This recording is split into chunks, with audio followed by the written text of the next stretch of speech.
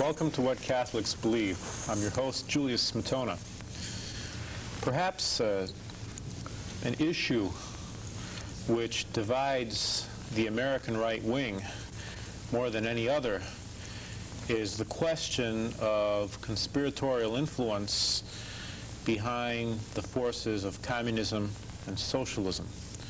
On the one extreme, we might have the John Birch Society, which believes there is a conscious intelligence directing the forces of communism, often identified with major international banks, organizations such as the Trilateral Commission, the Council on Foreign Relations, and so on. On the other hand, in the American right, we have the view enunciated by William F. Buckley, who says this is nonsense. Buckley himself says he's a member of the Council on Foreign Relations. He doesn't see an intelligence behind communism, socialism, and so on. He perhaps might just see naivete or self-interest. What do Catholics believe about secret societies? Do Catholics believe anything? Our guest today is the Reverend Clarence Kelly. Father Kelly is the author of a book called Conspiracy Against God and Man. It was written with the aid of a distinguished French historian, Bernard Fay. Father Kelly, welcome to What Catholics Believe. It's my pleasure to be here, Julius. Father Kelly, perhaps our audience already knows where you stand on this issue, in that you wrote a book called Conspiracy Against God and Man. Right. What do Catholics believe about secret societies and conspiracies and the destruction of the West? Do they believe anything?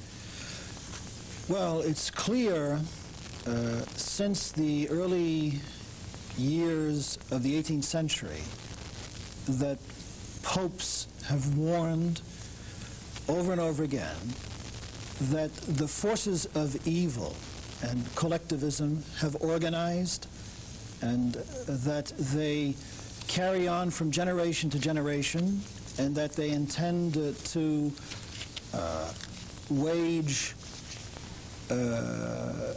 war on legitimate ecclesiastical and civil authority, with the ultimate intention of establishing a kind of one-world government and a one-world religion.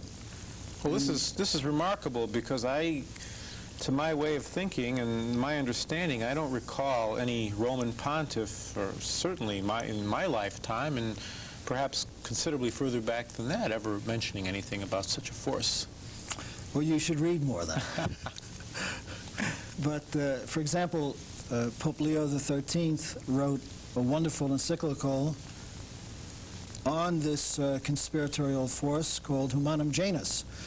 And in his encyclical, he makes it very clear that he believes there existed throughout Europe an organized force of very brilliant, very powerful men, whose goal was the ultimate ruination of the Catholic Church and the destruction of all legitimate civil authority, and the replacement of this authority with a universal dictatorial government. That's Leo XIII. This sounds like a very solid reference for Catholics at least, about the existence of such a force. Well, what happened? He said this in the 19th century, and here we are 100 years later. In 1884. Okay, so 1884, about a little over 100 years ago. What is the status today?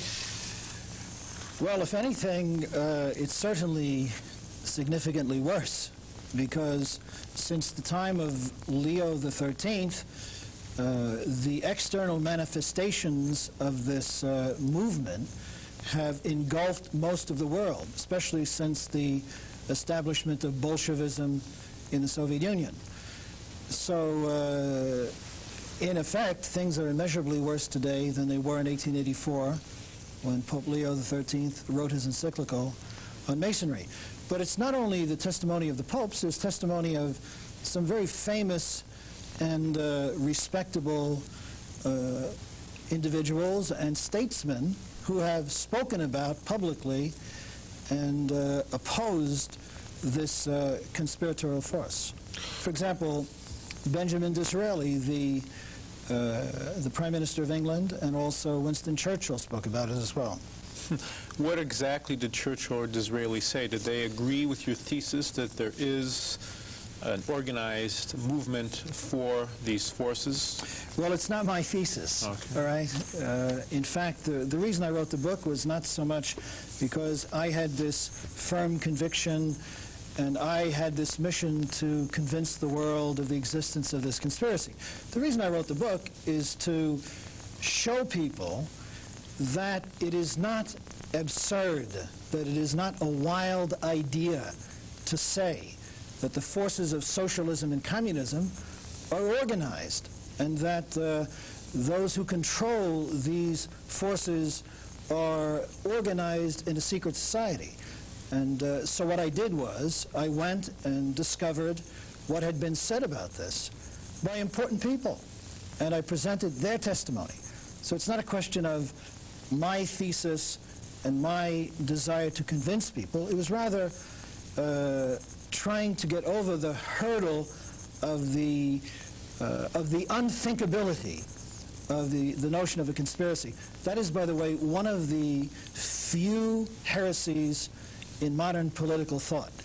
In modern political thought, you can think almost anything, but the one thing that is heretical, that causes the politicians to go into a rage, so to speak, or to salivate, you know, like dogs responding to a bell, is the very notion of a conspiracy. That you cannot reasonably bring it up. It cannot be the object of a rational conversation. Anyone who suggests it, anyone who brings it up is automatically dismissed as being some type of a strange person or an oddball. In other words, you are not allowed even to debate the question. Well, let's get into some specifics in our times. This issue did come up, in fact, in, if I recall, in 1980 in the New Hampshire primaries, where then-candidate Ronald Reagan, if my memory serves correct, accused George Bush of being a member of, if not the Council of Foreign Relations, the Trilateral Commission. And this kind of became an issue in New Hampshire, and people became concerned. What is the Trilateral Commission? Are these dangerous men? Who are they? Well, I would like to get back to your other question, and before we get into that, because it is in the other domain that we have the subject matter of the book. Okay.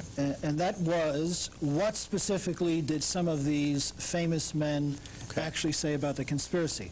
And I will just read to you a couple of relatively short quotations to give you an idea about what these men actually did say. For example, Winston Churchill, speaking in the House of Commons on November the 5th, 1919, said this about the Russian Revolution. He said, "Lenin was sent into Russia in the same way that you might send a file containing a culture of typhoid or of cholera to be poured into the water supply of a great city, and it worked with amazing accuracy.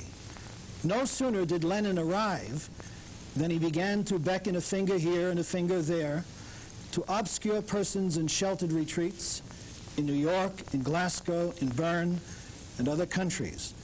And he gathered together the leading spirits of a formidable sect, the most formidable sect in the world.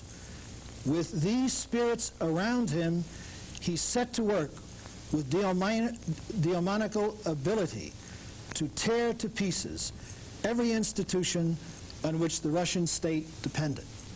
Russia was laid low." So here is someone of the stature of Winston Churchill declaring that Lenin was sent to Russia, and in Russia called these influential and powerful figures from around the world, and that together they brought about the destruction and the ruination of the Russian state.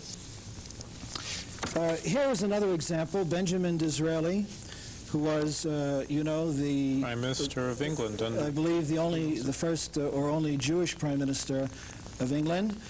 And this also was in the House of Commons on July the 14th, 1856. And on that occasion, this is what Benjamin Disraeli said. He said, "There is in Italy a power which we seldom mention in this House, I mean the secret societies. It is useless to deny, because it is impossible to conceal, that a great part of Europe, the whole of Italy and France, and a great portion of Germany, to say nothing of other countries, is covered with a network of these secret societies, just as the earth is now being covered with railroads. And then again, on September the 10th, 1876, he said this: the governments of the present day have to deal not merely with other governments, with emperors, kings, and ministers, but also with the secret societies, which have everywhere their unscrupulous agents and can at the last moment upset all the government's plans.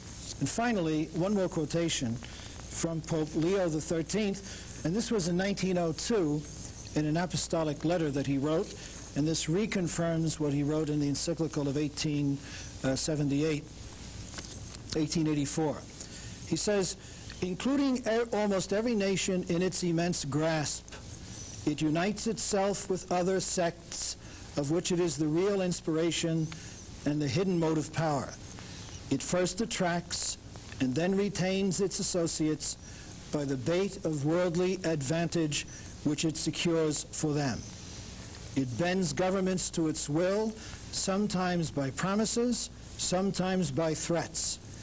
It has found its way into every class of society and forms an invisible and irresponsible power, an independent government, as it were, within the body of the lawful state. So there you have the testimony of such men as Churchill, Disraeli, and Leo XIII, to the effect that indeed there exists this powerful conspiracy that subjects the governments of the world to its whims. Well, let me ask, so it's not my theory. Yeah. Let me ask you then, Father, a question which perhaps would be a little closer to home to our audience. I think certainly this is very powerful testimony. What are the manifestations of this conspiracy, if you will, in this our age? How is it operating, say, in the United States? Do the Americans have anything to fear from it? Well, there are two sides to this conspiracy, and I suppose to every conspiracy. One is the organizational side, and the other is the ideological side. The organization is the instrument by which, let us say, evil men would seek to control governments or to control the world. That is to say, the direct and immediate instrument for that control. The ideological side, however, would be the ideas and the notions and the doctrines they would use to form the people so that they could more readily control them. So in terms of the ideology of the conspiracy that Pope Leo XIII spoke about is basically, from a political point of view, it is the ideology of collectivism. From a spiritual point of view, it is the so-called philosophy of pantheism or naturalism. So there are two prongs to the ideology of the secret societies. One is to transform all religion into a natural religion, and the other side, the political side, is to so organize society and the state that the state has absolute control over every facet of everyone's life. And I think that as time goes on, it's clear that the role of government is increasing and the role of the individual is diminishing. For example, about 37% of the gross national product in the United States is taken by governments and taxes. 37%. Yeah, so that's an indication of an ever-expanding government, and therefore there must be the decrease in personal liberties, true liberties. Right. Father, I'd like to make a comment and direct a question in a remark you earlier made. You identified the two prongs of this this movement. One, on the religious one, this naturalism. this idea that merging all religions into a pantheistic expression, on the other one hand, the collectivism. Yes. One of the organizations which has often been associated and attacked as being part of this network, although not entirely secretive, is the so-called Trilateral Commission. Right. And among its members are people like David Rockefeller and Henry Kissinger, and it's representatives of heads of state and important people from Europe, America, and Japan working for more of an international cooperation. Interestingly enough, this is going to provide me an example of how the two, the spiritual and the social, interact. In 1983, the Trilateral Commission celebrated its 10th anniversary, and it had a full conference in Rome. In fact, at the Vatican. How do I know this? Because I saw the magazine called Trialogue, and they had a papal audience. John Paul II addressed this group. He praised them for their work on the unity of religion and for bringing about a more equal distribution of the wealth. Now, it seems to me that you're saying that these popes are attacking this conspiracy, and here we have a pontiff who welcomes them. What's your reaction to this? Well, I think it's probably the political side of the coin, which has on the other side the theological changes. The changes which have taken place in the Church in the last 25 years from a doctrinal, moral, and liturgical point of view are changes which move in the direction of naturalism and ultimately pantheism. And so I suppose, I really am not an expert on the Trilateral Commission, but I do suppose that that's the political side of it. With these theological changes, there is a natural expression in the political domain. But I do know from personal experience, having been in a seminary of the new church, so to speak, for 7 years before I went to a traditional seminary, I do know that indeed naturalism and pantheism are at the root of the new doctrines. What link do you see then, to bring it again closer to home, between, say, these organized forces and communism? I mean, communism is something a little more concrete. We could see these forces taking over countries, posing their own style of repression. And what is the link? The link is that Karl Marx wrote the Communist Manifesto not because he was an outraged idealist and saw the masses being persecuted, but Karl Marx was hired by a secret society called the Communist League in 1847, I believe. They hired him to write the Communist Manifesto, and a year later they sort of went public. But it's clear that the forces of international communism have been aided and abetted by the forces of the secret societies. And there are various references from the popes about the relationship between communism and these secret societies. For example, Pope Pius XI made reference to that. These occult forces, I believe you refer to them. Now, there's one thing you mentioned, this encyclical by Leo XIII, Humanum Genus. You didn't mention its reasonable translation in English on Freemasonry.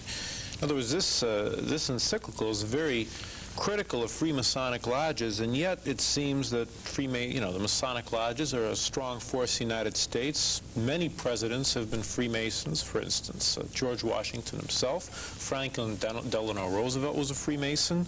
The Duke of Kent is a Freemason. And yet it identifies this organization with the whole sinister movement, so to speak. You mentioned Freemasonry to a certain extent in your book. What are your views on Freemasonry? Well, I think Americans have a different notion of what Freemasonry is than Europeans do. So if you talk about Freemasonry as being somehow associated with communism to American people, they're very shocked because many of them know Freemasons, and among the Freemasons they know, some of them are very patriotic Americans. However, if you mention Freemasonry in Europe, it's a different story because the European Freemasons are openly leftist and pro-communist. And so Leo XIII, in his encyclical, says basically all of these movements have their center in Freemasonry. They come to it and they go out from it. What, Pope Leo XIII, and from him, the Church forbade Catholics to be Freemasons, not only in Europe, but in the United States as well. Yes. Why can't they be members in the United States if it's a patriotic organization? I didn't say it was patriotic. Okay. See, I said that the experience of most Americans is that the Freemasons they know are basically ordinary common folk. And indeed, it is true that to some extent there is a difference between the nature of the mass membership Freemasonry in the United States and the more elitist Masonry in Europe. I am not saying that the upper circles of American Freemasonry are not indeed enemies of the Church, because they are. There's no question that Freemasonry, which is a religion of naturalism, has as its supreme object of hate the Roman Catholic Church, and that is no doubt true in American Masonry as it is in European Masonry. I'm just saying that in American Masonry, it's kind of a more massive organization. It has far more members, and a much higher percentage of the members of American Masonic lodges have no idea really what Masonry is all about. In Europe it's different. It's a more elitist group, and those who are members in Europe would have a much more difficult time to claim that they don't know the true purposes of the lodges. Father, one thing I've noticed publicly, and perhaps you would agree or disagree, is that the general sentiment of the American public is that we really don't have that much to fear from communism anymore. When we criticize the communists, they'll say, well, look, are we all that good? Look what we do. We go around the third world, we oppress people. John Paul II came out an encyclical recently, and he found both the East and the West equally to blame. What would your words of advice be to this people who might have this view, that don't view communism with any alarm and wouldn't even be concerned about secret societies promoting it? I think the reason they do it is because they are victims of propaganda, the propaganda of the press and of the television and of the radio. If they would simply look at it in this way, let us say Gorbachev was a Nazi instead of an international socialist. And let us say he glorified Adolf Hitler, and he proclaimed there must be a new Holocaust. Well, everybody would be up in arms. He wouldn't be able to come to the United States, and we would break diplomatic relations with the Soviet Union. Well, there really is no difference between international socialism and National Socialism or Nazism. They're virtually the same system. One is a National Socialism, the other is an International Socialism. And as far as the ruthlessness and the brutality of the regime over which Gorbachev is the dictator, they are immeasurably more ruthless than the Nazis were. And so the American people have to take the blinders off, and they have to see that this Gorbachev is just a different kind of Nazi, and that the Soviet Union is one of the most ruthless and brutal regimes that has ever existed on the face of this earth, and that the reason they are disposed to consider him a kind of nice guy is because they are brainwashed. You know, you're saying these brainwashing has taken place, but then at the same time we have John Paul II, as I alluded to earlier, come up with an encyclical which blames the social ills of the world equally, apparently, on the East, communism, and on the West, capitalism in the United States, say. Would you have any comment on this encyclical? Have you listened? Well, first of all, there's no pretension that encyclical is an infallible doctrinal teaching. No one makes that pretense. But clearly that's not true. It would be like comparing Jack the Ripper to the local cop on his beat who has to shoot a criminal robbing a store.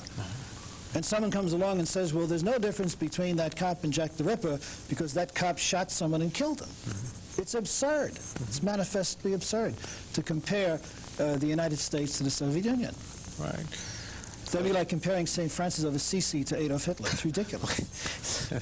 Yes. Father, thank you very much for being with us and discussing secret societies. On behalf of What Catholics Believe, I'm Julius Smetona. I'll see you next week.